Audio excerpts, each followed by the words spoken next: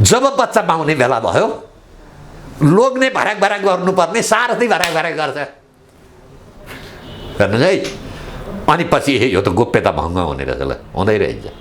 अब यो दुख्ने पनि हामीहरूलाई नै देऊ भनेर फेरि महिलाहरूले दुख्ने पनि जिम्मा लिए अरे। त्यस्तै दीपक मल्होत्राको फोटो छापिन्छ, केपी ओलीलाई दुख्छ। अब कुरा आफै भराक भराक गर्छन् केपी ओली। अनि संसदमा के भन्छन्, यो अनुसन्धान गलतसँग भयो भने अनुसन्धान भन न त, प्रश्न उठाएको छ छैन अनुसन्धान? गृहमन्त्रीको राजीनामा मागिरहेछन्। किन राजीनामा दिनुपर्ने? उनले के गरे? सुन तस्करले जोगाए अरे। खोइ त्यो जोगाएको कति कुन भन न त, को थियो सुन तस्कर? यो के हो भने हाम्रा सुन पक्ड्यो भनेर राजीनामा मागेको होइन भने यो संसदीय समिति बनाउनु भनेको गोल आउट गर्ने हो। संसद 15 जनाको संसदीय समिति हो वाइड बडीमा। 150 किलो सुन पक्राउ गरेपछि एमाले उग्र रूपमा आक्रोशित भएको छ। उसका कार्यकर्ता सडकमा मसाल जुलुस सहित आए। यो पास गर्न देऊ भने, अब पास गर्न देऊ भने किन पक्ड्यौ भनेको? अनि फेरि सुन तस्करलाई पक्राउ गराउ पनि भन्छ। भन्ने दुई देखाउने दाँत हुन्छ नि, चबाउने दाँत र देखाउने दाँत। यस्ता फोहोर बोकेर नेपाली जनता कहाँ पुग्यो? यही भन्दैछु म।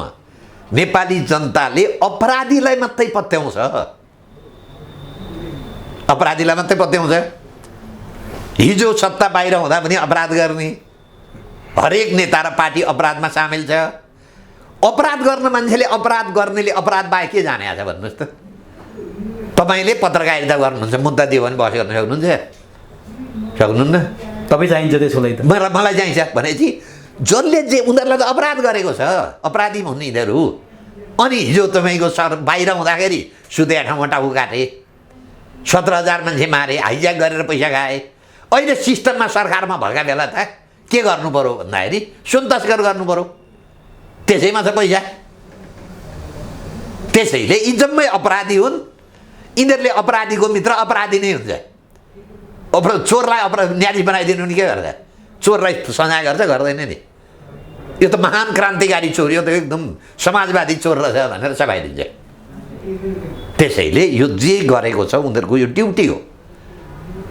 को हो त यसको मेन दोषी? राजनीतिज्ञ। राजीनामा दिनुपर्ने के अरे जनार्दन शर्माले अथवा प्रकाश शरण महतले? यो व्यवस्थाले, त्यो व्यवस्थाको उपज हो। जस्तो प्रचण्डले सुन तस्करको जरैसम्म पुग्छु भन्छन्, नारायण काजीले जुनसुकै पार्टी भए पनि छोड्दैन भन्छन्। माओवादीकै कमान्डरहरू अथवा माओवादीकै प्रभावशाली नेताहरू सुन तस्करसँग जोडिन्छन्। अब नेवारीमा मागाफुही भन्छ।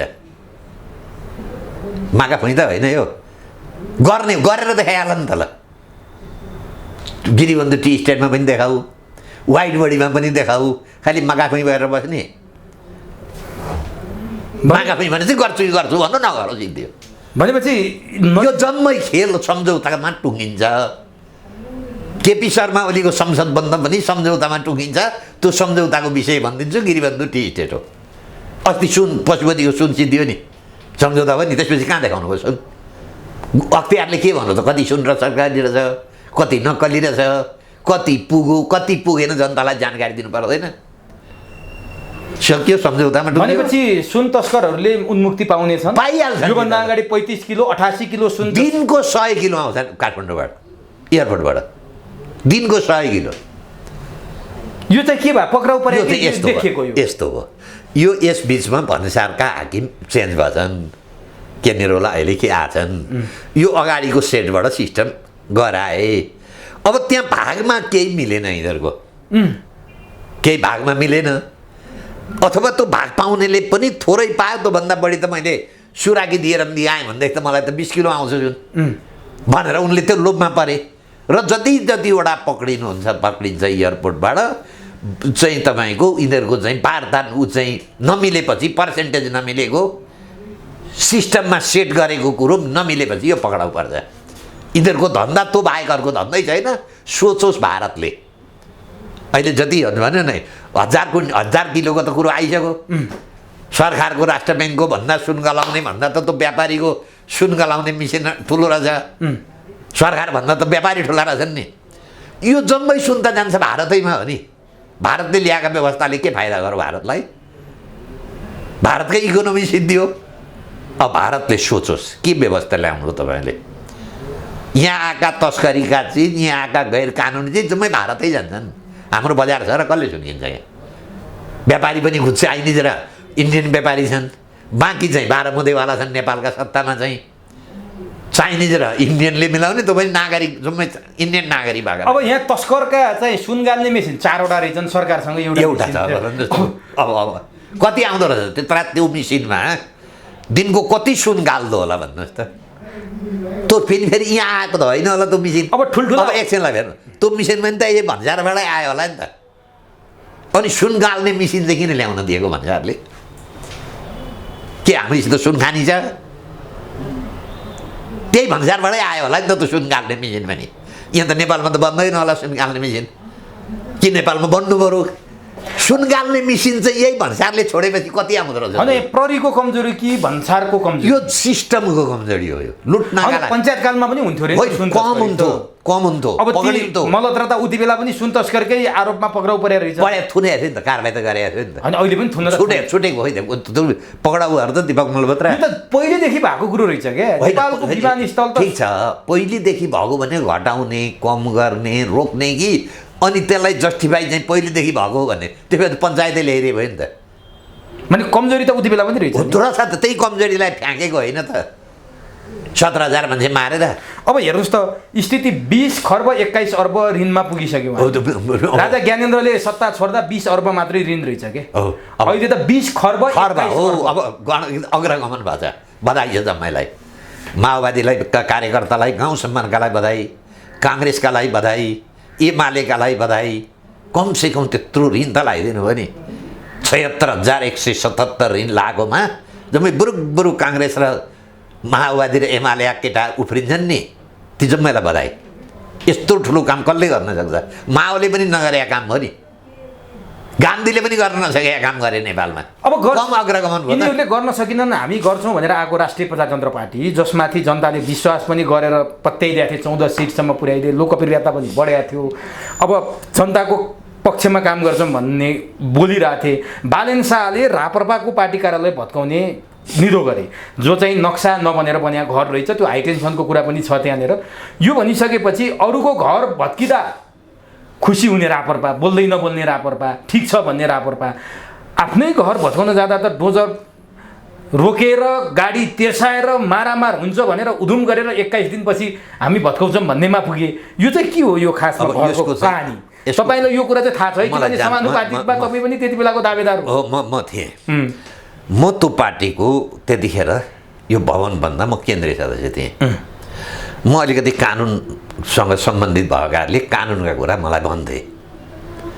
अनि यो ठाउँमा घर बनाउनु हुन्छ कि हुँदैन, यो हाइटेन्सनमा रहेछ, नक्सा पास गरेको रहन्छ, जग्गा हो दिल विकास राजभण्डारीको। उनी पनि राप्रपाकै नेता? उनी पनि राप्रपाका नेता।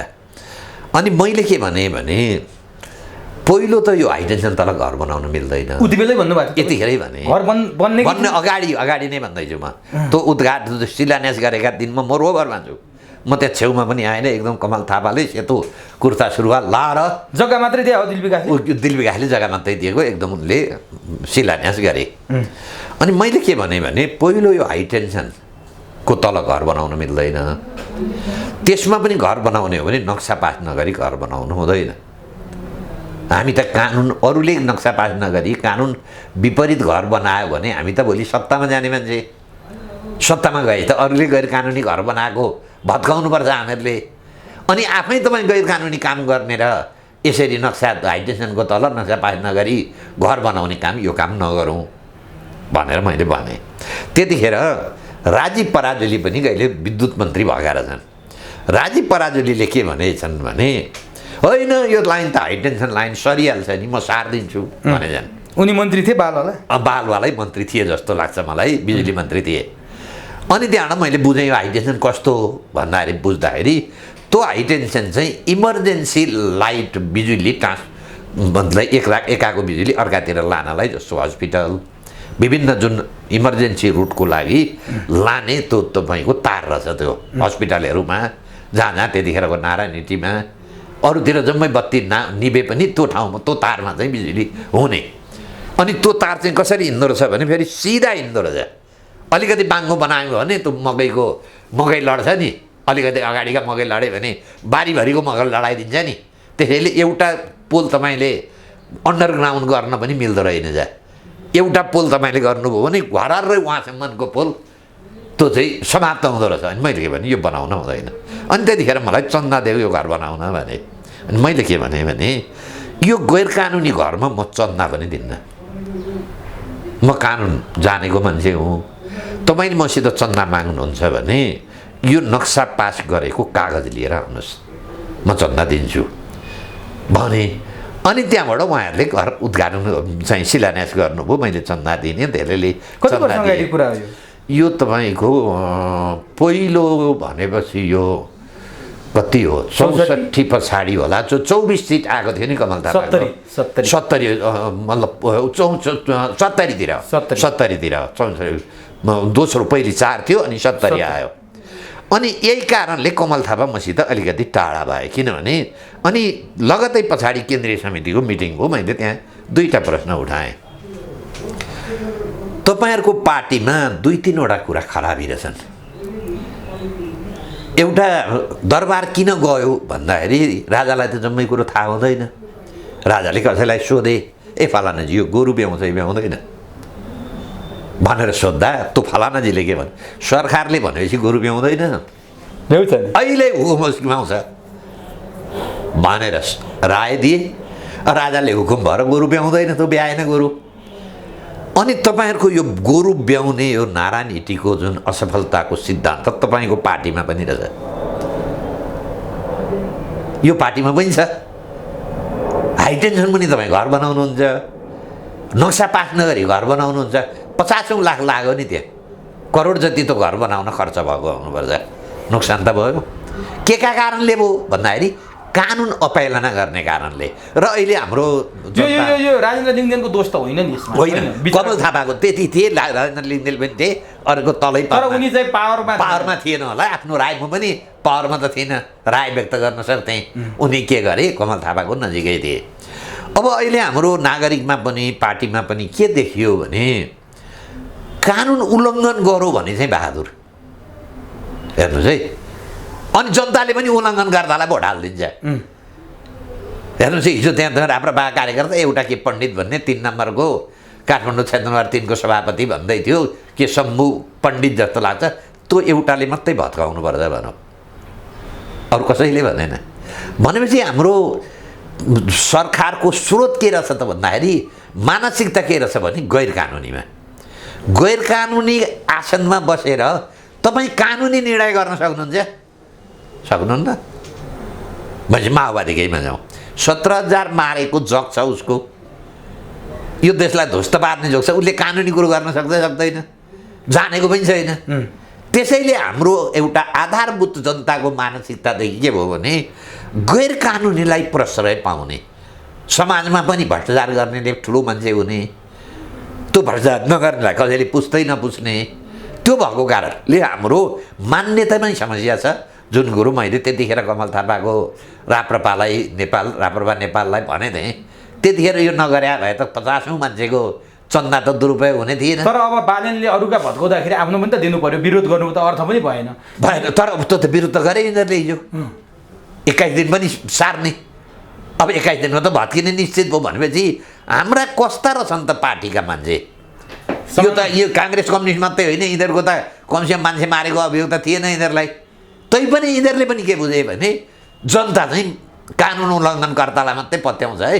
हामीहरूले कमसेकम हाइटेन्सन तल घर बनाउँछौँ, नक्सा पास नगरेको घर बनाएको चाहिँ एउटा प्रमाण त भयो नि कानुन उल्लङ्घन गरेको। र हाम्रो देशको समस्या यही हो, हामी जनतामा पनि कानुन उल्लङ्घनकर्तालाई तपाईँको प्राथमिकता दिने महान क्रान्तिकारी भन्ने, अनि नेता र पार्टी पनि जम्मै चाहिँ के हो भने कानुन उल्लङ्घनकर्ता गएपछि यो दुर्दशा देशको तल जाँदैछ नि। 76,177 जुन ऋण लागेको छ त्यो त्यसै लागेको होइन, त्यो जम्मै चाहिँ त्यो उहाँहरूले खारेर लागेको हो नि। नभए त ऋण आएको आइछ जस्तो भन्नु आफ्नो घर व्यवहारमै बाउले ऋण काढै छ, तमासुक बढै छ, न जग्गा किन्छ, न घर बनाउँछ, न छोरालाई पढाएको छ, पैसा कहाँ खर्च भयो। त्यही हालतमा देश, त्यही ठ्याक्कै यही हालत। यसको सबै कारक व्यवस्था फालो। अरू त विकल्पै म देख्दिनँ। हस्, यो महत्त्वपूर्ण समय र संवादका लागि यहाँलाई हार्दिक धन्यवाद। धन्यवाद। राजनीति समिति सदस्य योगेन्द्र राय यादवसँग चुरो कुरोको चुरो बहसमा संवाद गर्दैछौँ। सबभन्दा पहिले म चुरो बहसमा योगेन्द्र राय यादवलाई स्वागत गर्छु। यहाँलाई चुरो बहसमा हार्दिक नमस्कार। यहाँ विद्यार्थी राजनीतिबाट स्टेप बाई स्टेप राजनीति गर्दै क्रमशः अहिलेको स्थितिसम्म आइपुग्नु भएको मान्छे, जति बेला 2063 साल चैत 7 गते रौतहटको राइस मिलमा गौर हत्याकाण्ड भनेर हामी जुन चिन्छौँ त्यो हत्याकाण्ड भयो। 17 वर्ष भएछ पीडितले न्याय नपाएर बेहाल छ। गौर हत्याकाण्ड पीडित सङ्घर्ष समितिले आन्दोलनका कार्यक्रम घोषणा गर्यो, अनिश्चितकालीन रौतहट बन्दको घोषणा गर्यो। यहाँहरूको दबाब र प्रभावका कारण त्यो कार्यक्रम रोकिएछ। के यहाँहरू त्यो हत्याकाण्डमा दोषीलाई कारबाही गर्ने र पीडितलाई न्याय दिने पक्षमा हुनुहुन्न? किन रोक्नु भयो? केसको सन्दर्भिकतामा हामी जाउँ भन्दा यो अहिलेको जुन सङ्घर्ष समितिको सवाल यहाँले पृष्ठभूमिमा यहाँले वर्णन गर्नुभयो, त्यो सङ्घर्ष समिति भनेको प्रभु शाहको व्यक्तिगत सङ्घर्ष समिति हो। भन्छ हाम्रो मधेस तराईतिर नेपालमा एउटा उखान छन्, सौ यो खाएर बिल्ली हज गर्न जान्छ नि, 100 चुहा खाएर बिल्ली हज गर्न भए जस्तो प्रभु शाहको हो। प्रभु शाहभन्दा ठुलो हत्यारा को छ र? गौर घटना घटाउने पात्र नै भनेको प्रभु शाह हो। यहाँले बुझिदिनुपर्छ। तत्कालीन बेला 2063 सालमा चैत 7 गते 15 दिन अगाडि मधेसी जनअधिकार फोरम नेपालले घोषणा गरेका थिए आफ्नो आमसभालाई। के आवश्यकता थियो त्यो बेला तत्कालीन नेकपा माओवादीका बैनर मधेसी मुक्ति मोर्चाको नाममा प्रभु शाहको उदण्डता, अग्रसता, उहाँको हटवादिता, व्यक्तिवादी हट वर्चस्ववादको कारणले गर्दा 24 घण्टा अगावै उही ठाउँमा, उही दिन, उही समयमा समानान्तर कार्यक्रम गरेर भिडन्त निम्त्याउने पात्र योजनाकार होइन भने उपेन्द्र यादव हो र? मधेसी जनअधिकार फोरम नेपाल हो र? उपेन्द्र यादव त त्यो दिन काठमाडौँमा हुनुहुन्थ्यो। सभामा नभएको व्यक्ति दोषी भयो र? 17 वर्षपछि एउटा दुकान खोलेपछि पसल थाप्या छ कुन पार्टीको, त्यो नचल्न सकेपछि पार्टीलाई विस्तार गर्नको लागि यो सेन्टिमेन्टल भावमा ल्याएर आम जनतालाई भ्रमित गर्ने पात्रको अर्को नाम हो प्रभु शाह। यहाँले ज्ञात होला, यस्ता 17,000 आम नेपाली जनता माओवादी जनयुद्धकालमा त मरेको हो नि त। त्यो बेलाको घटना र त्यति बेला तत्कालीन राजनीतिक सङ्क्रमणकालीनको सवालमा सङ्क्रमणको बेलामा भएका यस्ता घटनाहरूलाई एउटा व्यक्ति र पात्रसँग उपेन्द्र रायलाई केन्द्रित गरेर घेर्ने, राजनीतिक प्रतिशोध साध्ने, आफू दोषी र अर्कालाई दोषी देखाएर, आफू हत्यारा अर्कोलाई हत्यारा देखाएर भड्किन पाउने यो बहाना बनाउन अब प्रभु शाहलाई मिलेन। यहाँले जानकारी दिन चाहन्छु, तपाईँ मिडियाकर्मी हुनुहुन्छ, काशीनाथ तिवारीको हत्यामा स्वयं तत्कालीन पर्सा जिल्ला प्रमुख रमेश खरेलले किटानी जाहिरीमै प्रभु शाहको संलग्नता हो भने प्रहरी प्रतिवेदनमा दिएको काशीनाथ तिवारी हत्याकाण्डका पक्राउ अभियुक्त अमन कुशवाहा, सियाराम कुशवाहाले बारम्बार प्रभु शाहले हामीलाई मोटरसाइकल दियो, मोटरसाइकलमा ट्रेन गर्यो, पैसा दियो, हामी हत्या गरेर आयौँ, मारेर आयौँ, उहाँको घरमा फेरि लुक्यौँ, आफ्नो बाटो लाग्यो, यो समग्रको प्रतिवेदन दिँदा तत्कालीन बेलाका बाबुराम भट्टराईले आइजिपी मार्फत सिधै सरकारी वकिललाई मुद्दा नचलाऊ भनेर निर्देशन गरे पश्चात मान्छेले उम्केर अहिले बाटोमा घुम्दैछ। उहाँलाई हतकडी लाग्ने कि नलाग्ने? उहाँलाई किन नलाग्ने? यहाँलाई अझै म भन्छु, अन्तर्राष्ट्रिय कुस्ती खेलाडी नेपालकै छोरा श्रीलङ्कामा विजय प्राप्त गरेका उपेन्द्र दास बैरागी यादवलाई दिन दहाडी गौरमा मार्ने मान्छे को त? शिक्षक सुनिल यादवलाई पाठन गरिरहेकै बेलामा गोली हान्ने मान्छे को त? डाक्टर सुरेश यादवले गोली हान्ने मान्छे को? मुस्लिम भाइ बन्धुलाई गोली हान्ने मान्छे को? नथुनी यादव, रामदेव यादव, मनक यादवलाई छानी माओवादीको नाममा प्रभु शाहले जातीय आतंक फैलाउने, मान्छेलाई मार्ने अनि त्यसको भिडन्त गर्ने र भिडन्तको सारा योजनाकार आफू बन्ने। अहिले 17 वर्षपछि कुन नैतिकताले उहाँलाई याद आयो कि त्यो घटनाको छानबिन हुनुपर्छ भनेर? एकछिन है सर, यदि त्यो घटनाको छानबिन हुन्छ भने माओवादीले मारेको 17,000 मान्छेको लागि प्रभु शाह लगायतका नेताको हातमा हतकडी लाग्ने कि नलाग्ने? आज प्रभु शाह माओवादीमा हुनुहुन्न, यहाँले माओवादीको 10 वर्षको जनयुद्धको प्रसङ्ग उठाइहाल्नुभयो, त्यो हामी कुरा गरौँला। यो गौरको हत्याकाण्डको विषयमा जसरी विभत्स हत्या गरियो यति विभत्स तरिकाले हत्या गरिएको छ कि प्रभु शाहले न्याय मागे पनि नमागे पनि अथवा त्यो पीडित सङ्घर्ष बनाएर गौर हत्याकाण्डका दोषीलाई कारबाही गर्नुपर्छ भने तापनि नभने तापनि ल प्रभु शाहले छोडिदियो, त्यहाँको दोषीले कारबाही भोग्नुपर्छ। 17,000 नेपाली जनताले मार्ने माओवादीको नेतालाई कारबाही हुने कि नहुने? यो देशमा 17,000 मान्छे मारेको छ नि अनाहकमा माओवादीले। त्यो त भिडन्तमा मरे थिए। अनि त्यो के भएको थियो? त्यो भिडन्त भएको होइन, त्यो जनताले रिभोल्ट गरेको। यहाँले जानकारी गराउन चाहन्छु, 2063 साल चैत 7 गते भन्दा 10 दिन अगावै माओवादीका मधेसी मुक्ति मोर्चाले गौरमा नारा जुलुस लगाएका थिए। 2063 चैत 7 गते भन्दा 10 दिन पूर्व गौरमा लाठी फट्टा लिएर मधेसी मुक्ति मोर्चाले नारा जुलुस लगाएका थिए र बाटोमा भेट्ने जति कतिपय मान्छेको हात खुट्टा भाँचेका थिए। त्यस बेलाका तत्कालीन मेयर अजय गुप्ताको टाउको फोडेको थियो। अहिले नेकपा एमालेको केन्द्रीय सदस्य हुनुहुन्छ। अहिलेको पूर्व सांसद बाबुलाल शाहको खुट्टा भाँचेको थिए। पसलमा पान खाने र त्यसमा दौरी दोकान छानेर बस्ने मान्छेको छानी छानी कुटेका थिए र भैभरिका प्रभु शाहको माओवादी भन्दा पनि प्रभु शाहको व्यक्तिगत वर्चस्ववाद, अहङ्कार, हठवादिताले त्यो घटना घटेको, जनताले रिभोल्ट गरेको, प्रतिवाद गरेको। तपाईहरुले मञ्च तयार गर्दै गर्दा ती मञ्चका ब्यानर भित्र तपाईहरुले पहिले नै हात हतियार सुसूचित बनाएर लाठी, मुक्का, तरवार, खुडा सबै कुरा रेडी बनाएर तपाईहरु लडाईको तयारीमा हुनुहुन्थ्यो भनेर उनीहरु भन्दै छन्। तपाईले पृष्ठभूमि भन्नुभयो, एनजिओ को रूपमा दर्ता भएको मधेसी जनअधिकार फोरमसँग त्यति ताकत थियो कि माओवादीको हतियारधारी जत्थालाई लखेटेर मार्ने? हामीसँग थियो र त्यतिको हैसियत हामीसँग थिएन बन्धु। अनि भाला रोपेर महिलाहरूको योनिमा भाला रोपेर मन्दिरमा लगेर बलि दिएर मारेको सारा मनगढन्त कुरा हो। व्यक्तिलाई प्रतिशोधको रूपमा चित्रण गरेर राजनीति बदला लिने, बदनाम गर्ने, आफू पार्टी विस्तार गर्ने, राजनीति अखाडा सेध्ने बाहेक प्रभु शाहको अर्को कुनै लक्ष्य छैन। यहाँलाई जानकारी होला, माओवादी जनयुद्धको नाममा, सर्वहारा मुक्तिको नाममा माओवादीको पर्चनको हेड क्वार्टरको दर्शन विज्ञान जे भए पनि त्यसको फरक दर्शन विज्ञान प्रभु शाहको थियो। त्यसले आफ्नै हिसाबले त्यहाँ स्थानीय तहमा मान्छेलाई प्रताडित गर्ने, चन्दा सुन्ने, धम्काउने, हात खुट्टा भाँच दिने एक प्रकारका ज्यादती थियो। त्यही भएर तपाईले नरसंहार गरे। हामीले गरेको होइन र त्यो घटनामा हामी त निहत्ता अहिंसाको पुजारी मधेसी जनअधिकार फोरमले आफ्नो 15 दिन अगावै घोषणा गरेको कार्यक्रम तपाईहरुले प्रहरी प्रशासनलाई समेत बाहिर निस्कन नसक्ने बनाइदिनु भयो भन्ने आरोप छ। हामीलाई के ताकत र हामीलाई के वजुद जिल्ला परेर हेर्नु किन आएन त? प्रहरी त्यहाँ सुरक्षा दिन किन आएन? मलाई के मतलब? त्यो बेलाको गृह प्रशासन त उहाँहरूको थियो त, गर्नु पर्थ्यो नि त। हामीले रोकिदिया हो र? तर समुदाय, प्रदेश, पार्टी त यहाँहरूको बलियो। यहाँलाई के प्रश्न भइदिनुस् भने त्यो दिन उपेन्द्र यादवको भौतिक उपस्थिति काठमाडौँमा छन्। उहाँ स्वयं त्यो कार्यक्रममा निर्देशन उहाँको छ नि त। एउटा कुरा। दोस्रो कुरा, मधेसी जनअधिकार फोरम नेपालका सीमित कार्यकर्ताहरू थिए। त्यो कार्यकर्ता र मधेसी जनअधिकारको आमसभाले ठाउँ ठाउँमा लखेटी कुट्थ्यो, पिट्थ्यो। यस्ता यस्ता अराजकता तत्त्वले माओवादीको नीति नभए पनि प्रभु शाहको व्यक्तिगत नीति अराजकता, जातिवादी अहङ्कारले, घमण्डले होच्याएर खेद्ने, लखेट्ने, फोरमको कार्यक्रमलाई बिथोल दिने, बारम्बार त्यो राजविराज हुँदै नेपालगञ्ज भैरहवा हुँदै गौरसम्म यसको ज्यादती हेरेर मैले विनम्रतापूर्वक आम जनतालाई तपाईँको चुरो कुरो मार्फत सूचित गर्न चाहन्छु, आग्रह गर्न चाहन्छु। जुन प्रकारका प्रभु शाहको ज्यादती थियो, मान्छेले आतंकित गरेका थिए, चन्दा लुट्थे, दिनको रातको 2 बजे गएर 200 जथा लिएर ल खुवाऊ, अहिले चन्दा दिऊ, एक प्रकारले डर त्रास दिने मान्छे आजी थियो, एकदमै दुखी थियो र उसको करतुतको विरोधमा त्यहाँका सर्वसाधारण रौतहटवासीले प्रतिवाद गरेको हो, रिभोल्ट गरेको हो, प्रतिकार गरेको हो।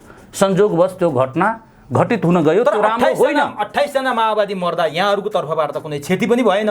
28 जना माओवादीको जुन तरिकाले नृशंस नरसंहार गरियो, कहाली लाग्दो, हेर्नै नसक्ने गरी त्यसै पनि मार्छन्। अब हेर्नुस्, कुनै पनि प्रकारका तपाईँ नरसंहार भन्दा म त्यसलाई व्याख्या गर्दिनँ। 28 जना मारे त नरसंहारै होला नि। त्यो दुर्भाग्यवश घटेको घटना हो, त्यो राम्रो पनि होइन। मेरो बुझाइमा राज्यको काम हो नि सत्य तथ्य छानबिन गर्नु। एउटा व्यक्ति विशेषलाई केन्द्रित गरेर 17 वर्षपछि राजनीतिक गोटी होइन। यो संघर्ष समितिले त यसको प्रमुख अभियुक्त, मुख्य अभियुक्त त उपेन्द्र यादव यहाँको अध्यक्षले भनिसक्यो। उसले भनेर हुन्छ, म भन्छु यो देशका प्रमुख अभियुक्त प्रचण्ड हो भनेर हुन्छ र? शेरबहादुर देउवा मुख्य अभियुक्त हो, जनता मार्ने भने हुन्छ? म राज्य हो, म कानुन हो, म सर्वोच्च न्यायालय हो र? प्रभुसा भनेको के डन हो, न्यायालय हो, सर्वोच्च हो, कानुन उसको हातमा हो कि उसले भन्दैमा हुने लक्ष्मण रेखा हुने? अनि उसले मारेको काशीनाथ तिवारीमा उसलाई हतकडी लाग्ने कि नलाग्ने? अन्तर्राष्ट्रिय खेलाडी उपेन्द्र दास बैरागीको मारेकोमा उसलाई कानुनले कठघरामा जाने कि नजाने? श्रृङ्खलाबद्ध हत्या गरेका म अघि पनि नाम भनिदिएँ, उहाँहरूको हत्याकाण्डमा उहाँको संलग्नता प्रत्यक्ष देखिरहँदा एउटा गरिमामय संस्था नेपाल प्रहरीले आफ्नो प्रतिवेदनमा पक्राउ परेको अभियुक्तले गवाहीको मिसिनमा गवाहीमा सबै गरिरहँदा के उहाँलाई नाङ्गो यो छाडा भएर घुम्न दिने? वारे त्यो लोकतन्त्र हो? कानुन राज्य भनेको सबै फाइल खुल्दैछन्। भुटानी शरणार्थीको खोल्यो, ललिता निवासको खोल्यो, प्रचण्डमाथि 17,000 मारेको यहाँले कुरा गरिरहँदा प्रचण्डमाथि, बाबुराममाथि पनि अदालतमा मुद्दा पर्यो, गौर हत्याकाण्डको पनि मुद्दा पर्यो। अनि भोलि तपाईँको अध्यक्षलाई हतगडी लाउने स्थिति आयो भने गर्नुहुन्छ कि? अनि सत्य तथ्य होस् न, कानुनको नजरमा कुनै सानो कुनै ठुलो होइन। कानुन भनेको समान सङ्क्रमणकालीन न्याय प्रणालीले राजनीतिक द्वन्द्वका मुद्दालाई विस्थापन गरेर जनयुद्धको अन्त हुँदै शान्ति प्रक्रियामा माओवादी आएको छ। त्यो क्रममा भएको घटना हो। यसलाई राजनीतिक खेल, व्यक्तिगत प्रतिशोध, आफ्नो पसल थाप्ने, आम जनता पार्टी के खोलेर विस्तार हुन नसकेपछि यो गरेको नौटङ्कीलाई रौतहटवासीले राम्ररी जानेको छ। उसले जुन प्रकारको दहशत, यो हुन्छ नि चम्बलको घाँटीमा जुन प्रकारका दहशत र डर त्रासको पैदा गरेको छ उमेशजी, अब रौतहटको जनताले क्षम्य गर्न छैन। यहाँको कुरा म माने, दोषी करार भएपछि जो दोषी छ उसले कारबाही भोग्ला। अरे बाबा, मैले दोषी भएपछि हामी नि भोग्छु नि। तर उनीहरूले आन्दोलन गर्न खोज्दा, अनिश्चितकालीन रौतहट बन्द गर्न खोज्दा, यहाँ पनि रौतहटकै बासिन्दा, रौतहटको एकजना आशा गरिएको एउटा युवा नेता, यहाँ जति बेला त्यो घटना घट्यो, मधेसी जनअधिकार फोरम निकट विद्यार्थी सङ्गठनको यहाँ अध्यक्ष पनि हुनुहुन्थ्यो। धेरै कुरा यहाँले बुझ्नु भएको छ। यो लोकतन्त्रमा, गणतन्त्रमा कसैले विरोध गर्छ, अनिश्चितकालीन हडताल गर्छ, मोटरसाइकल र्याली गर्छ भने किन रोक्ने? हामीले के गरिदिउँ उहाँलाई? त उहाँहरूले आरोप लगाइसक्नुभयो, विज्ञप्ति निकालेर। के आरोप लगाउनु? तपाईँ लगायत सत्तारूढ दलको प्रेसर र दबावका कारण, दमनका कारण उहाँहरू आन्दोलन गर्न नसकेर पछि हट्नु बाध्य भए। सत्य होइन। सत्य के रहेछ भने उहाँलाई अहिले के भर्म छ भने म त्यही 17 वर्ष 20 वर्ष अगावै माओवादी जनयुद्धका बेलाका मेरो हैकमवाद र मेरो व्यक्तित्व वर्चस्ववाद अहिले कायमै छ।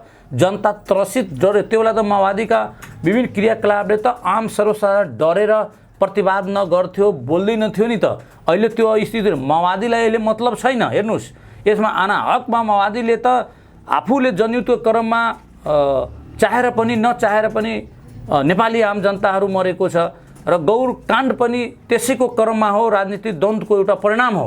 माओवादीले त शान्ति प्रक्रियामा आएपछि त्यो कुरालाई करिब करिब ठाँतिराखेको छ। उहाँलाई केही मतलब छैन है। यो तपाईँहरू कहीँ भ्रमित नहुनुहोस्। अहिले भइरहेको सङ्घर्ष समिति उसले बनाएको हो। उसले आफ्नो गोजीबाट खडा गरेर राजनीतिक रूपमा आफू स्थापित हुन चाहने, पार्टी विस्तार गर्न चाहने लगायतको जुन उहाँको मनोविज्ञान छ, चिन्तन छ, त्यसको परिणाम स्वरूप अहिले 17 वर्षपछि यो उहाँले फेरि चर्चामा राजनीति एजेन्डा विहीन व्यक्तिले यो माध्यमबाट राजनीति एजेन्डालाई सुरुवात गर्न खोज्नु भयो। उहाँको राजनीति एजेन्डा के मलाई भन्नुहोस् त? के राजनीति एजेन्डा? आम नागरिक पार्टी खोलेर आम जनता पार्टीको राजनीतिक एजेन्डा के भन्नु पर्यो नि। मेरो फलानु राजनीतिक एजेन्डा हो, किसानको लागि हो, मजदुरको लागि हो, सरबरा वर्गको लागि हो, भूमिहीनहरूको लागि हो, समृद्धि विकासको लागि हो, संघीयताको लागि के गर्नुभयो? तपाईँ एजेन्डा भएका पार्टीहरूले, तपाईँको पार्टी खुलेको पनि 62-63 को आन्दोलनपछि जब मधेस आन्दोलन भयो, त्यसपछि मधेसी जनअधिकार फोरम हुँदै जसपामा आइपुग्नु भएको छ। एकदम यत्रो वर्ष यहाँहरूले पनि झन्डै 17-18 वर्ष चाहिँ सत्तामै हुनुहुन्छ, एकदमै जितेरै आउनु भएको छ। गर्नुभयो के? 50 सिट झन्डै जित्नु भएको छ। 1 नम्बरमा काउन्टडाउनमा हामी जाउँ। हाम्रो कारणले गर्दा यो देशमा फेडरल सिस्टम हो, प्रोभिन्सियल सिस्टम हो। संघीयताले दिए नि, जनताको राज जनतामा गयो नि। देश गरिब, मलाई गन्न दिनु। टाँट पनि संघीयताले टाँट पल्टेको होइन, यो भरम मात्र हो। संघीयतामा बजेट कति गएको छ प्रदेशमा कि टाँट पल्टिएको हो? सारा टाँट पल्टिनु, समृद्धि हुनु, यहाँ गरिबी हुनु, त्यसको बजेटीकरणले हुने हो नि। तपाईँ हामी अध्ययनशील मान्छे हो, हामी भन्नु मलाई भन्नुहोस् त कतिको प्रतिशत बजेट अहिले प्रादेशिक संरचनामा गएको छ? भयभरिका बजेट त सँगसँग छ, स्थानीय तहसँग छ। प्रादेशिक संरचनामा त सीमित मात्रामा बजेट गएको छ। तथापि मधेसी जनअधिकार फोरम अहिले जसपाको कारणले गर्दा केन्द्रीकृत व्यवस्था विकेन्द्रीकरण गरेर संघीयता बलियो भएको छ। नागरिकविहीन नेपालीले अहिले नागरिकता हाम्रो देन हो, नागरिकता विधेयक हामीले सङ्घर्ष गरेर लगाएको हौँ, राजा धमाधम नागरिकता पाइरहेको छ। भारतीयहरूले नागरिकता लिन मधेसमा मेला लागेको छ, डबल नागरिकता पाउने। यो भारतीयको रोग छोड्नुस् न, सुन्नु भएन, समाचार हेर्नु भएन, पढ्नु। राज्यले समातेर उसलाई जेल हालोस्, हामी बोल्न पनि जाँदैनौँ। तर जुन मुसहर चमार डोम हलखोर मधेसका आज 50 वर्ष हामी नजन्मिँदा बेलादेखि उहाँको घरद्वार छँदैछ र उसलाई आवश्यकतै थिएन, किनसँग उहाँसँग पुँजी थिएन, उसको छोरा पढाउनु थिएन, दिनभरि कमाउँथ्यो, राति खान्थ्यो, न पढाउनु थियो, न ब्याङ्कमा एकाउन्ट खोल्नु थियो, न कतै कारोबार गर्नु थियो भने नागरिकता किन चाहियो भनेर यस्तै एकदमै मस्तसँग बसेकाहरूले आज आवश्यक परेपछि नागरिकताको निम्ति तर हरेक दिन समाचार आएको छ कि भारतको त गाउँ नै उल्टेर मधेसमा नागरिकता बनाउन आएका छन्। किनभने यो भूत छ सवार, यो भन्छ नि भारतीय यो प्रकारको यो साइकोलोजिकल सञ्चार माध्यममा किन आयो? सञ्चार नागरिकता डबल नागरिकता भएका मान्छेहरू म चुनौती दिन्छु तपाईँको सञ्चार माध्यमबाट। एकजना पनि भारतीयले नागरिकता पाइरहेको छ भने चुनौती छ हाम्रो, प्रमाणित गरिदिनुहोस्। तपाईँ यसमा एकदमै ढुक्छु। झुट्ठो समाचार सम्प्रेषण गरेर अस्तर घटाउनु तस्बिर सहित केही होइन, यो भारत विरोधी मानसिकताको उपज हो।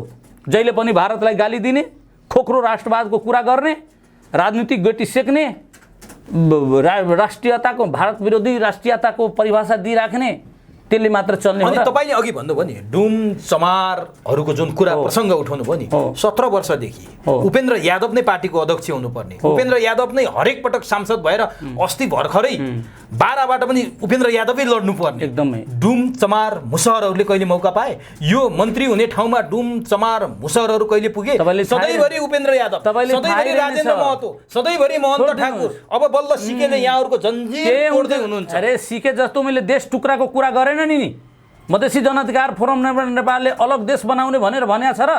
सिके राउतले त भन्यो अलग देश बनाउँछु, मधेस जातीय राजनीति गर्नुभयो तपाईँ। तपाईँ कुराको भ्रमित नगर्नुहोस्, नबङ्ग्याउनुहोस्। कसरी बङ्ग्यो? मधेसी जनअधिकार फोरम नेपाल र जनमत पार्टीको बीचको सैद्धान्तिक भिन्नतालाई तपाईले सही तथ्य आम जनतामा सम्प्रेषण गर्ने कोसिस गर्नु हाम्रो आग्रह छ। मधेसी जन 72 मा मधेसी जनताले देखाइदियो त तपाईको अध्यक्षले चुनाव हराएन। हार्ने जित्ने कुरा संसदीय व्यवस्थामा अपरिहार्यता हो। जसले हार्छ उसले जित्छ। तर श्रीमान मैले विनम्रतापूर्वक तपाईको चुरो कुरा मार्फत आम जनताले सूचित गर्न चाहे, मधेसी जनअधिकार फोरम नेपालले कहिले पनि सेपरेटिस्ट मुभमेन्टको कुरा गरेन, अलग देशको कुरा गरेन। नेपालमा मधेस छुट्याएर अलग देश बनाउँछु, पाकिस्तान जस्तो बङ्गलादेश जस्तो भने कहिले भनेन नि त। हामी नेपालभित्र सङ्घीय व्यवस्था हामीलाई चाहियो, प्रान्तीय व्यवस्था चाहियो, सङ्घीयता चाहियो, समानुपातिक समावेशी प्रतिनिधित्व चाहियो। नागरिकताविहीन साँचा नेपाली दाजुभाइले नागरिकता पाउनु पर्यो। तपाईँ मुसहर चमार डोमको कुरा गर्दै हुनुहुन्छ।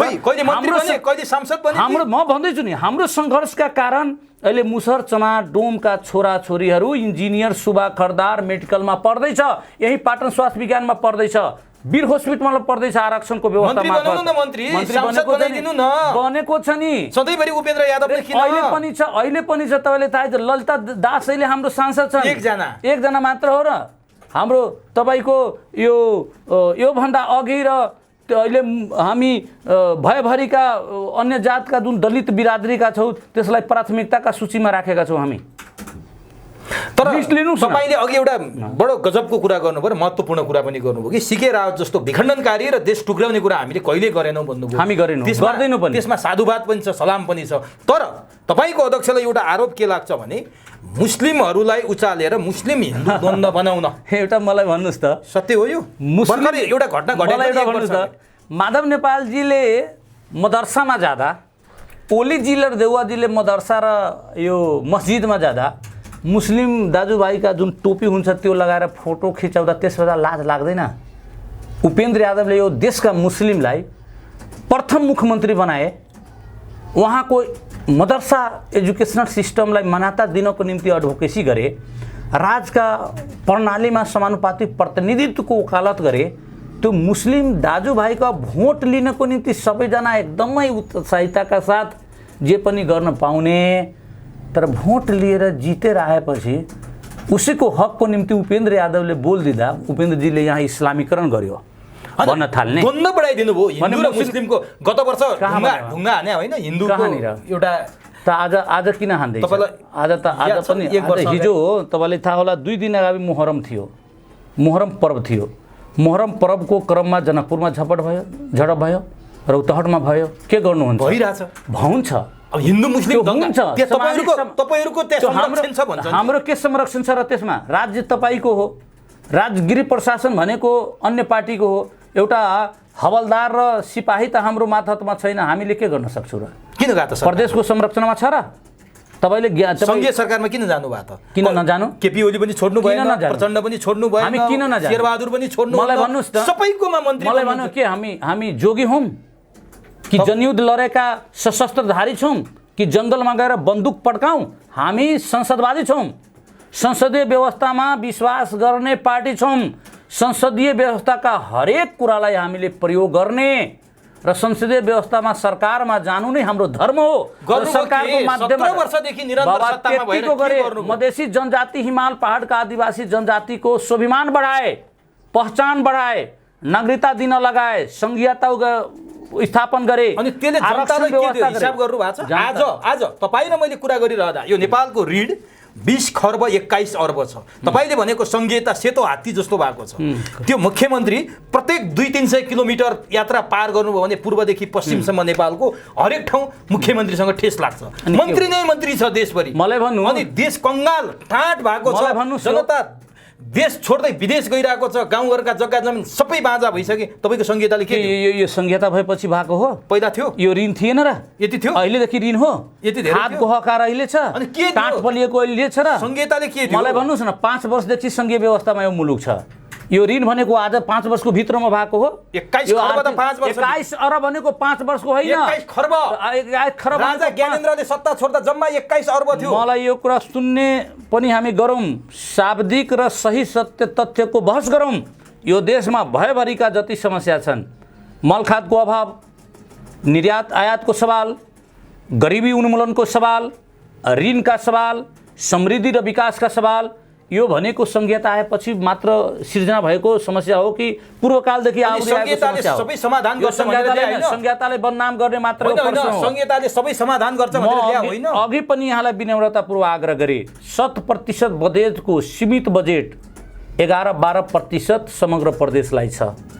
बाँकी भएभरेका त स्थानीय तर केन्द्रमा छन्। बजेट केन्द्रले राख्ने, प्रहरी प्रशासन सम्पूर्ण अधिकार केन्द्रले राख्ने, अनि शान्ति व्यवस्था प्रदेशसँग खोज्ने, बजेट केन्द्र राख्ने, स्थानीय तहलाई देख्ने, अनि आरोप मुख्यमन्त्री प्रदेशी सरकारले लगाउने। म मात्र मध्य प्रदेशको कुरा गरिरहेको छुइनँ। एउटा प्रदेशका मुख्यमन्त्रीलाई, गृहमन्त्रीलाई ले भनेको आदेश एउटा लठिया पुलिसले टेर्ने स्थिति छैन। प्रहरी समायोजन गर्नु पर्दैन केन्द्र सरकारले?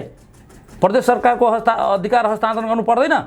भूमि व्यवस्था सम्बन्धी एक सुको पनि अधिकार नदिएर केन्द्रीय भूमि व्यवस्था मन्त्रालयले सम्पूर्ण अधिकार राखेको छ। अनि उब्जाउ जमिनलाई आफ्नो मन परी बिक्री वितरण गरिरहेको छ। त्यो अधिकार विकेन्द्रीकरण हुनु हुँदैन र? दिने होइन, संघीयताको नाममा बदनाम गर्ने मात्र मानसिकता लिने र संघीयता विरोधी बहस गराएर संघीयता विफल हुन्छन्, यो बदनामपूर्ण निकाय हो, यसको विरोधमा लागो भनेर यो प्रपञ्च चल्दैन। यहाँले भन्नुभयो नि अघि संघीयता आउनुभन्दा अगाडि पनि यी यावत समस्या थिए भन्नुभयो के? म मान्छु, संघीयता आएपछि त त्यो समाधान गर्नु पर्थ्यो नि। आज संघीयताकै अभ्यास भएको 2 कार्यकाल हुन लाग्यो। सुधार भइरहेको, सुधार भयो सर। भ्रष्टाचार कति छ हेर्नुस् त। कहाँको? पहिले भन्दा घटेको छ।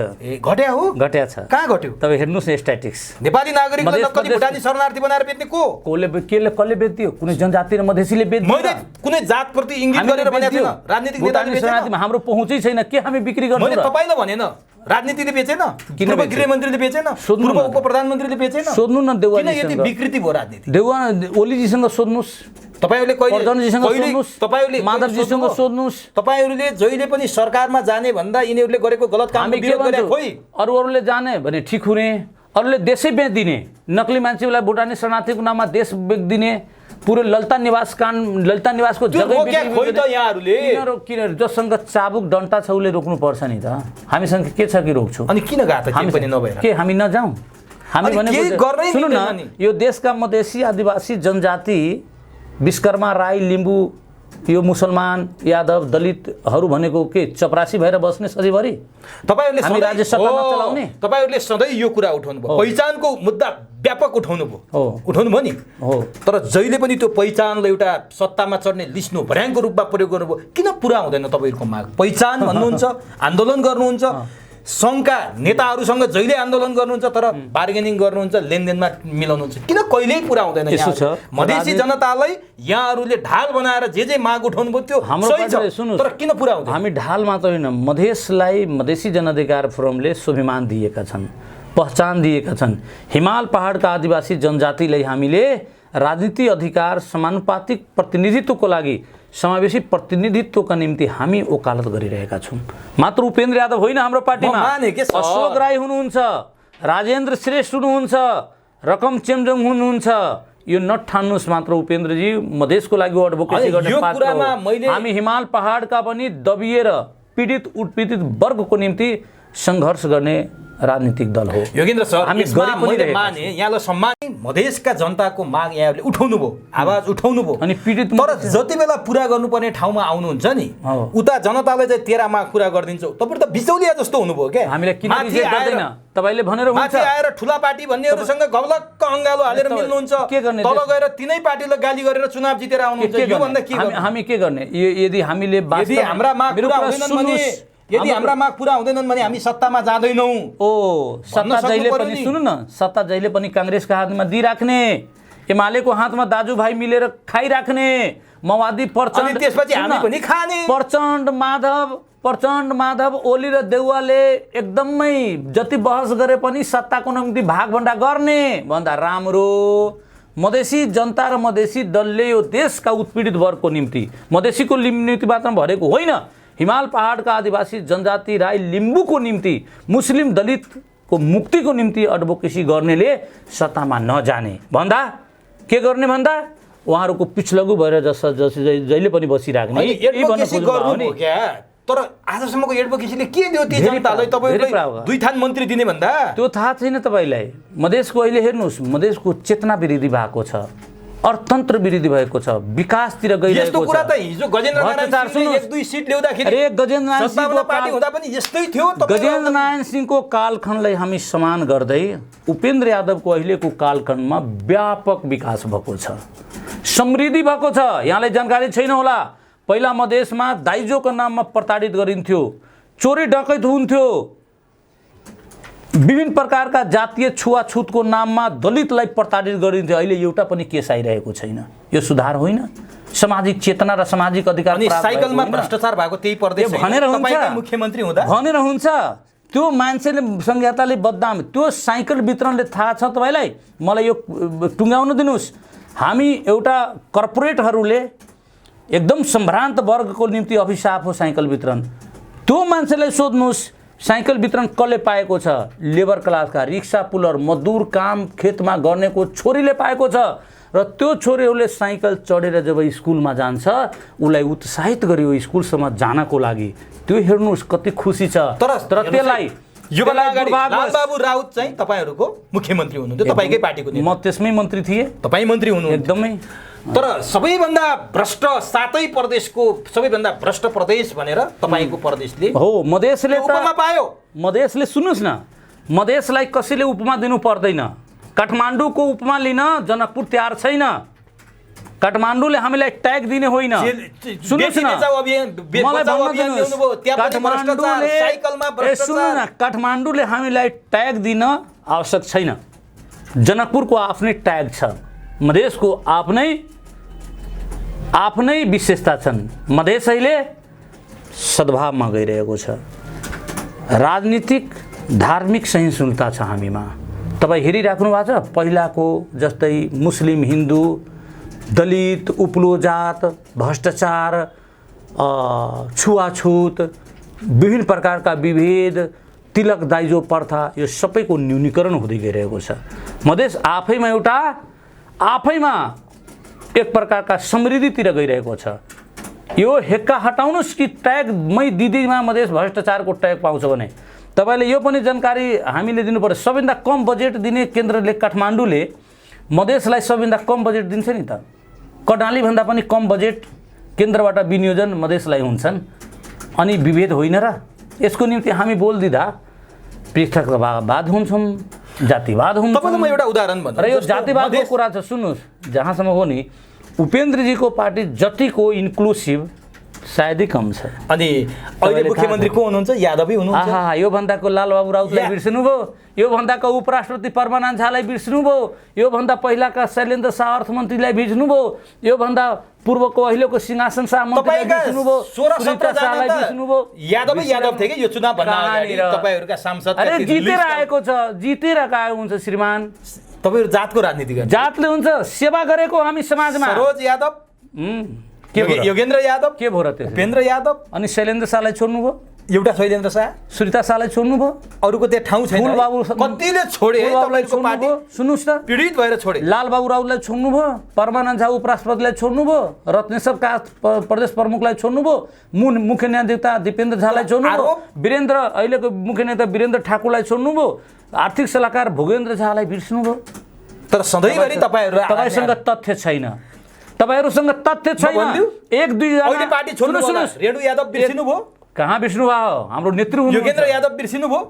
तपाई आफै मन्त्री भयो हैन? मैले अघि भने अहिलेको मुख्यमन्त्री राम सरोज यादव बिर्सिनु भयो। अरु छैन त्यहाँ मुख्यमन्त्री? लगानी छैन र? लगानी छैन। तपाईले थाहा छ उहाँको पृष्ठभूमिको बारेमा? अरु लगानी भएको मान्छे छैन, यादवले मात्र चलेको छ पार्टी। अनि लालबाबु राउत के थियो र? मोहम्मद लालबाबु राउत एउटा बनाउनु भयो बाबा। तपाईँ एउटा मैले त एक दर्जन तपाईँले उदाहरण दिनु। तपाईँको केन्द्रीय कमिटी र तपाईँको माथिको त्यो जुन उच्च स्तरीय माथि तपाईँ बिर्सनु हो। 3वटा मन्त्रीमा अशोक राईलाई शिक्षा मन्त्री, त्यो नदिए वीरेन्द्रमा श्रीमान वीरेन्द्र महतोलाई वन मन्त्री। कोही यादव छ र यहाँ? भनिदिनुहोस् त मलाई। तर उपेन्द्र यादवले सधैँ यसको जवाब दिनुहोस्। आफ्नो छोरालाई विराटनगरको उपमेयर बनाउने उपेन्द्र यादव। बाबा, उहाँको छोरा भनेको चुनाव जितेर महाधिवेशन प्रतिनिधि भएर नगर अध्यक्ष बनेको हो। कुनै उपेन्द्र यादवको आशीर्वादबाट उहाँको छोराले नगर अध्यक्षको तकमा पाएको होइन पार्टीमा। उसले नगर अधिवेशनमा बहुमतका साथ चुनाव लडेर जितेको पात्र हुन् र जितेको पात्रले टिकट पाएर चुनाव लड्दा के अनर्थ हो र? अनि 70बाट चुनाव हारेको 2 महिना भएको छैन, 12बाट चुनाव लडे। तपाईँ एउटा कुरा भन्नुहोस् न, बारम्बार यो अर्को थिएन मान्छे। यो व्यक्ति विशेषलाई केन्द्रित गरेर तपाईँ बहसलाई केन्द्रित गर्नु भएको छ। ओलीजीले हार्नु भएको रहेछ न?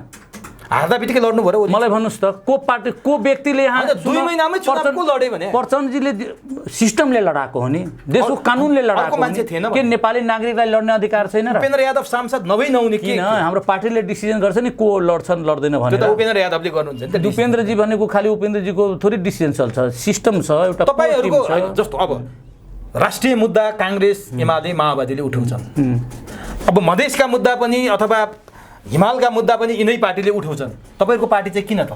तपाईहरु राष्ट्रिय मुद्दाको कहिले कुरा गर्नुहुन्छ? तपाईले थाहै सधैँभरि क्षेत्रीय राजनीति तपाईले थाहै रहेनछ हाम्रो पार्टीको दस्तावेज र विज्ञान दर्शन। या त तपाईले नथाहा पाएर यससँग प्रश्न गरिराख्नु भएको छ, यहाँ तपाईको मनोविज्ञान त्यस्तो छ।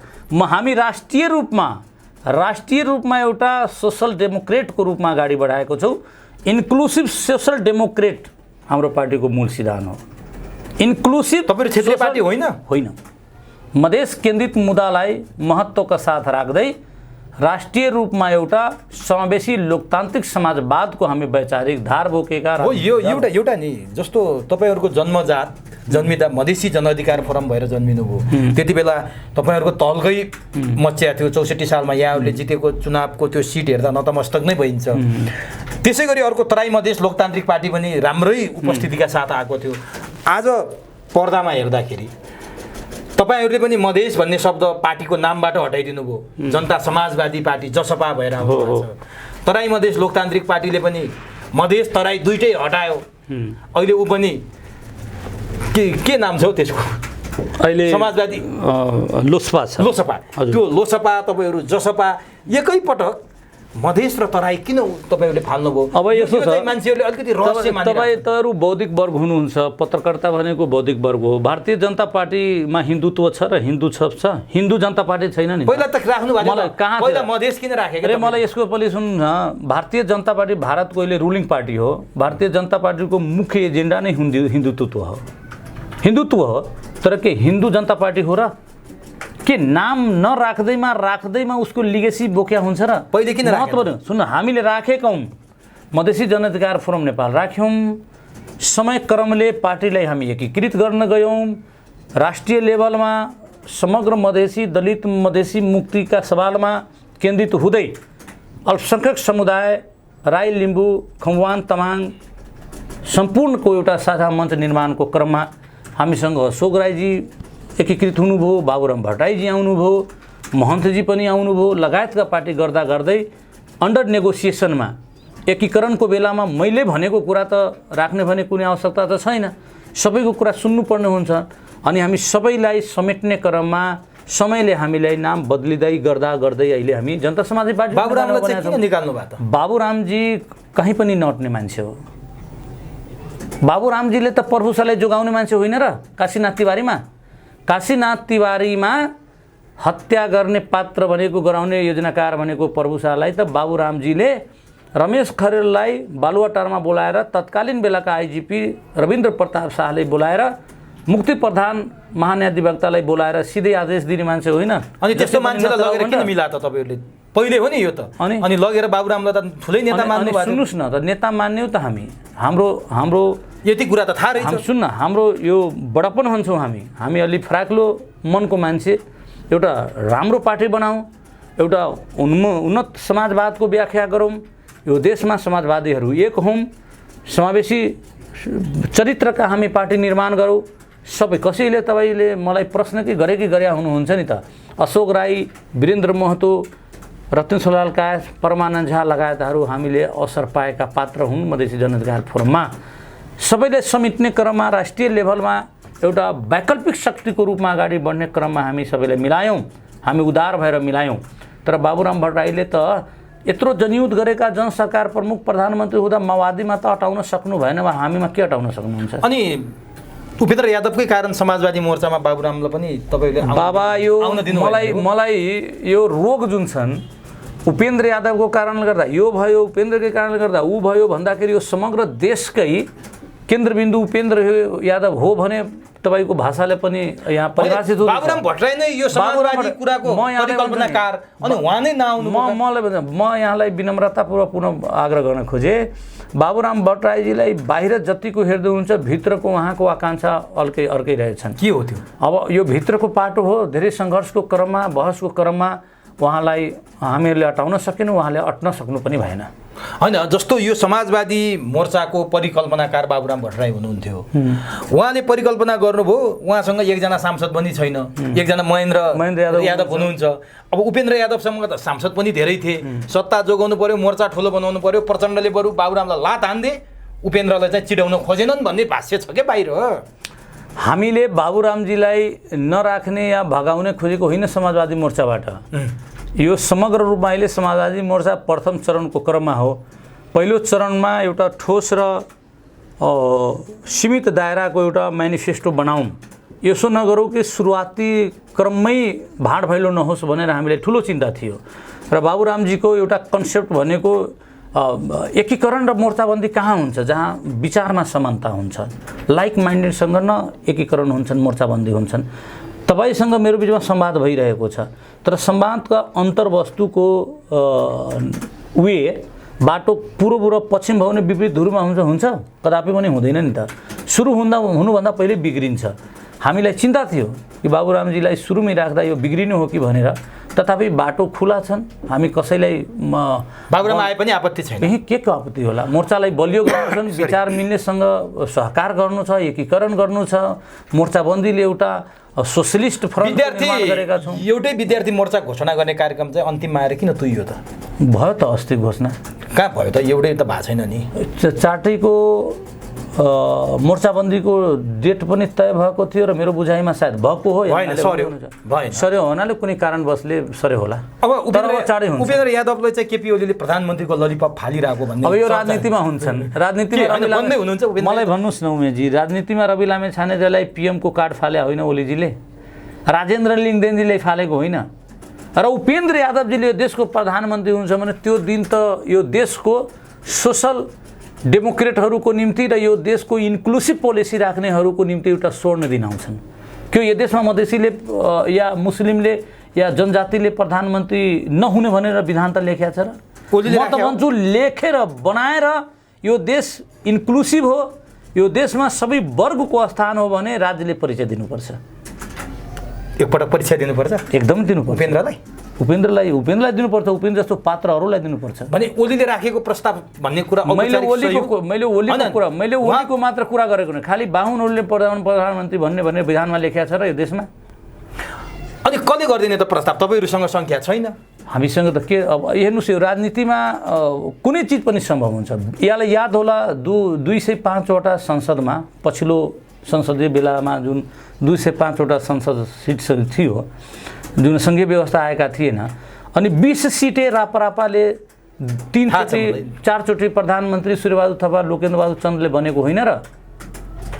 यहाँलाई झारखण्डका एउटा स्वतन्त्र उम्मेदवारले त मुख्यमन्त्री बन्दियो, एकजनाले आफू स्वतन्त्रबाट जितेका थिए। भने उपेन्द्र यादव प्रधानमन्त्री नबन्ने सम्भावना छैन? एकदमै बन्ने सम्भावना छ। अब यो गठबन्धन कति दिन चल्छ? यो त लामो आयु छ यो गठबन्धनको। अनि कसरी हुनुहुन्छ त उपेन्द्र यादव प्रधानमन्त्री? न उहाँ माधव नेपाललाई भागभण्डामा परेको छ, यहाँको नेताहरूलाई परेको छैन। परिहाल्छ नि, उपेन्द्र यादवले नि मजाले पर्छ नि। राजनीति गर्नेको लागि के असम्भव हुन्छ र? म के भन्न खोजेको भने कहाँ लेख्या छ कि उपेन्द्र यादव प्रधानमन्त्री बन्नै हुँदैन भनेर? जुनसुकै बेला बन्न सक्नुहुन्छ। अनि सुन तस्करका ललिता निवास प्रकरणका भुटानी शरणार्थी प्रकरणका कुराले यो सरकार थिलथिलो भएको छ। अब प्रचण्डले जरैसम्म पुग्छु भन्नुभएको छ, यहाँहरू पनि सरकारमा हुनुहुन्छ, उहाँकै कमान्डरहरू जोडिन पुगे, सुन तस्करसँग बसेका तस्बिरहरू सार्वजनिक हुन थाले। के भएको यो लोकतन्त्र, गणतन्त्र, सङ्घीयता, समावेशिता, धर्मनिरपेक्षता यी तस्कर गर्न ल्याउनु भयो यहाँहरूले? जसपा नेपाल कुनै यहाँको नेताहरूलाई जोड्या छैन। जसपा नेपाल कुनै प्रकारका अनियमितता, भ्रष्टाचार या संविधान त गैर संविधानको पक्षमा हुँदैन। यो कानुनको राज्य हो, कानुनको राज स्थापित हुनुपर्छ। ललिता काण्डमा जो दोषी छ उसले सजाय पाउनुपर्छ।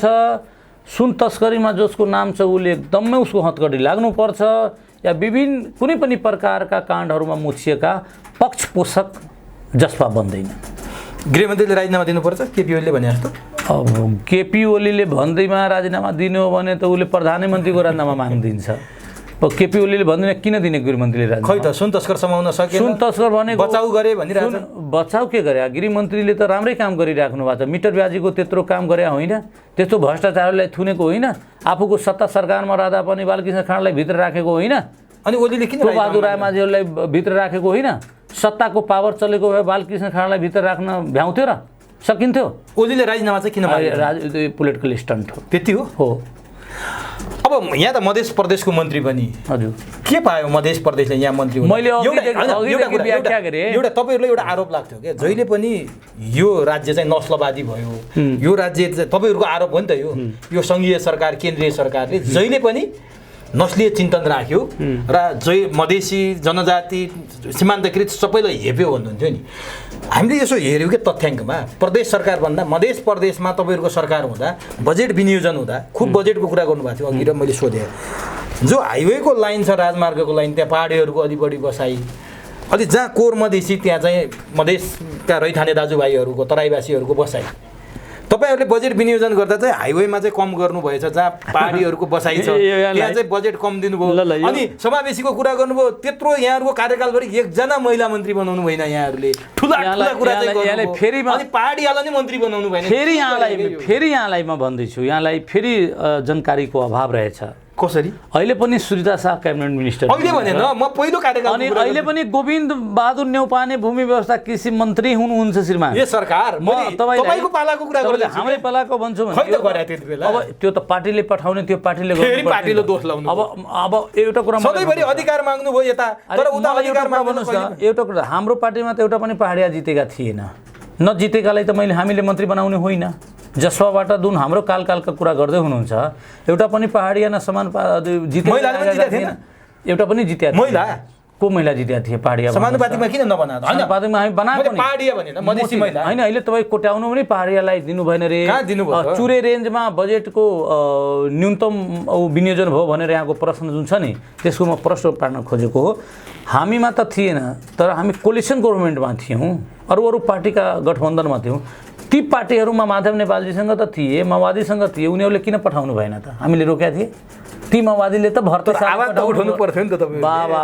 किन यो सधैँभरि यहाँ अधिकार माग्ने हो नि त दोस्रो कुरा के छ भने विनियोजनको सवाल जुन बजेटीकरणको छ चुरे रेन्जका जो मान्य सांसदहरू छन् उहाँहरूले भयभरिका बजेट लग्नु भएको छ यो बहसको निम्ति बहस हुन सक्ला तर रेड बुकमा हेर्नुस् बजेटको विनियोजनमा 10-5% को तलमाथि हुन सक्ला तर एकैचोटी 20 र 80 को रेसियो रहेनछ भन्दाखेरि मधेसमा बस्ने हिमाली मुलका होस् या पहाडी मुलका होस् या मधेसी मुलका होस् सबैको उचितै मान सम्मान अब तपाईहरु त मधेसलाई केन्द्रित बनाएर राजनीति गर्दै आउनुभयो हुन त अब देशैभरिको भनिरहनु भएको छ चुरे जोगाउने बारेमा कहिले चिन्ता गर्नुभयो मधेस बस्न लायक नहुने अवस्थामा पुगिसक्यो चुरे दोहनले गर्दाखेरि त्यो त्यहाँ पानीका अहिले पानीको समस्या छ भनेर धेरै सुनिन्छ यो बर्खामा पनि पानी पाइएन खेतबारी बाँझा रहे रोप्न पाइएन भन्ने कुरा सुनिन्छ यो बारेमा चाहिँ यहाँहरूले के गर्नुभयो के छ यहाँहरूको अब चुरे दोहन रोक अब यसो छ यही फेरि हुन्छन्